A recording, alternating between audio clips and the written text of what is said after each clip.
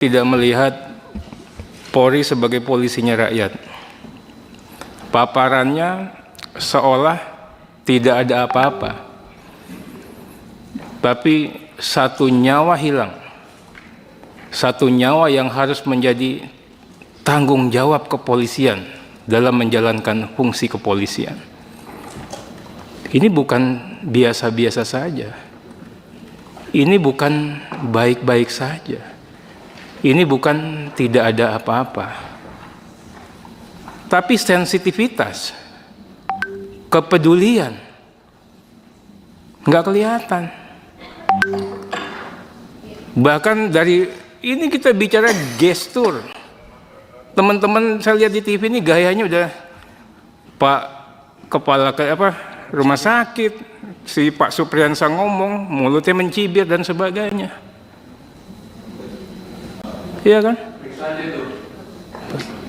Kemudian juga saya nggak ngelihat seperti polisi yang dulu ya. Ini kita watawasau bil haq, watawasau bil sabr. Pastinya kami jaga polisi, tapi kalian juga kerja yang benar. Itu nggak ada, tidak ada sedikit pun untuk tidak melindungi kalian. Tapi jadilah polisi rakyat. Itu. Saya ingin tanya, kejadian ini teman-teman, ini dihindari. Kocak saya bilang, nanti apapun yang jadi putusan Bawaslu akan dilaksanakan oleh KPU. Konyol kamu, udah berhenti aja jadi komisioner. Anda berdarah dingin. Saya dengar itu, waduh, ini kok jadi begini?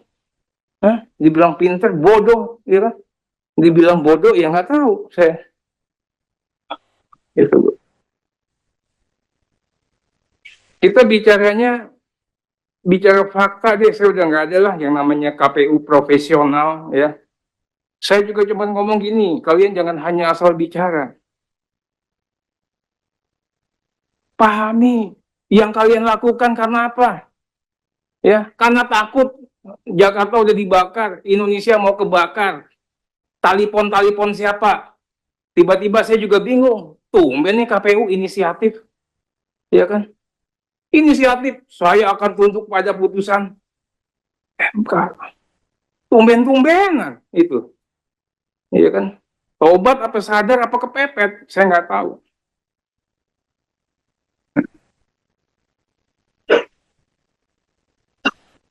Kenapa saya bilang begitu? Nggak kelihatan. Kalau memang nawaitunya bagus, ya, dari lubuk hati yang paling dalam. Kejadian yang siapa itu? Kendal, Lampung Timur, kejadian si Kapten ini nggak akan terjadi. Kenapa Anda baca nih putusan MK-nya jelas? Kalian kerja duit banyak, nggak pernah mau baca. Brutal jadinya. Ini DKPP juga kerja, Bawaslu juga kerja. Di depan mata, orang teriak-teriak, nggak ada tuh DKPP. Coba cari tahu. Bawaslu coba cari tahu. Yang tadi saya ceritakan dengan Pak John. Itu ya, nah itu perbedaannya di situ. Iya Pak. Ya, kan tadi Bapak mengatakan. Nah, saya nanya ini, jadi pola hubungan, komunikasi, akurasi data antara Bapak, Kasubdit, sama verifikator itu seperti apa akuntabilitasnya? Masuk dari PIHK, Bapak terima, ya kan? Kemudian Bapak kasih Kasubdit kasih verifikator. Ketika Katim dulu Pak, Katim dulu. Iyalah, Katim verifikator. Verifikator, Katim, Kasubdit lempar ke Bapak lagi. Iya. Iya Pak ya? Iya Pak. Tanpa Bapak periksa, sudah percayalah. Kami yakin dengan tim kami Pak. Kalau memang ada temuan yang seperti bahkan Bapak tadi, kami juga akan melihat kembali Pak ke klarifikasi kepada Katim. Ini kan bukan kalau ada temuan, damage-nya sudah terjadi Pak. Baru Bapak bilang begitu kan nggak pas banget ini. Itu loh Pak. Nah, jadi kalau kayak gini juga menarik ini, nanti PIHK-nya dipanggil lagi. Jadi PIHK yang mengusulkan, baru Bapak minta orang verifikasi kan?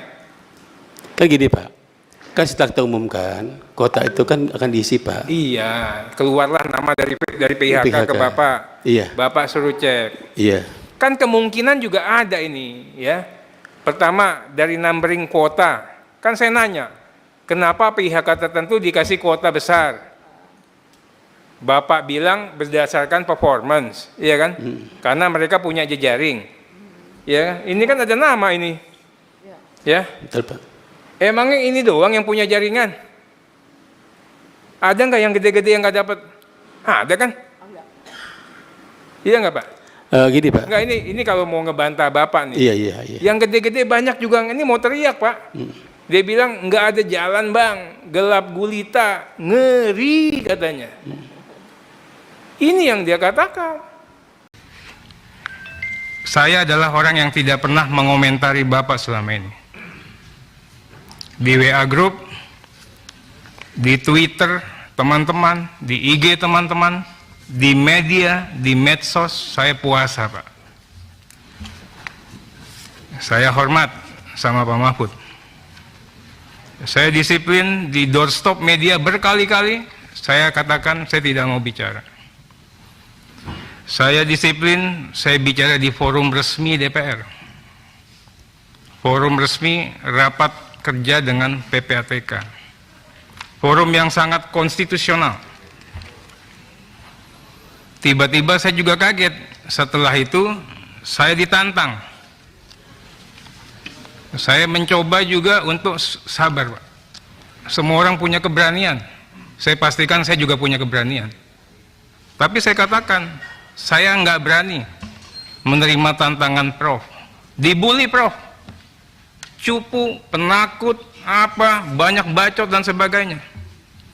Saya katakan beliau saya anggap sebagai orang tua saya, sebagai guru saya. Wah, itu alasan klasik macam-macam. Saya juga kaget sampai hari ini, Pak. Bahkan ada orang yang bilang, udah kok ke Prof seperti itu.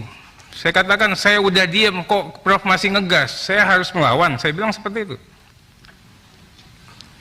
Ya, saya hormati Prof, orang tua dan guru saya. Akhirnya saya putuskan itu dulu. Betul, Pak. Prof membunuh anak-anak yang Prof didik sendiri, Prof. Kalau begini caranya, Prof. Saya punya karir dari kecil, Prof. Saya tidak pernah pakai fasilitas apa-apa. Tiba-tiba Prof mencoba membenturkan saya dengan yang amat saya hormati, Pak Budi Gunawan tadi.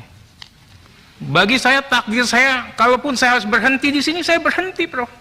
Mimpi saya jadi anggota DPR. Nggak pernah saya punya cita-cita. Saya tidak takut kehilangan jabatan. Dan saya tidak bisa diancam-ancam. Kalaupun hari ini nanti setelah ini pimpinan saya mengatakan Arteri berhenti, ya saya berhenti, Prof. Karena saya juga bisa terpilih. Kalau saya sendiri nggak mungkin. Itu pasti ada budi baik, tangan dinginnya pimpinan. Wong saya bukan orang sana, bisa ke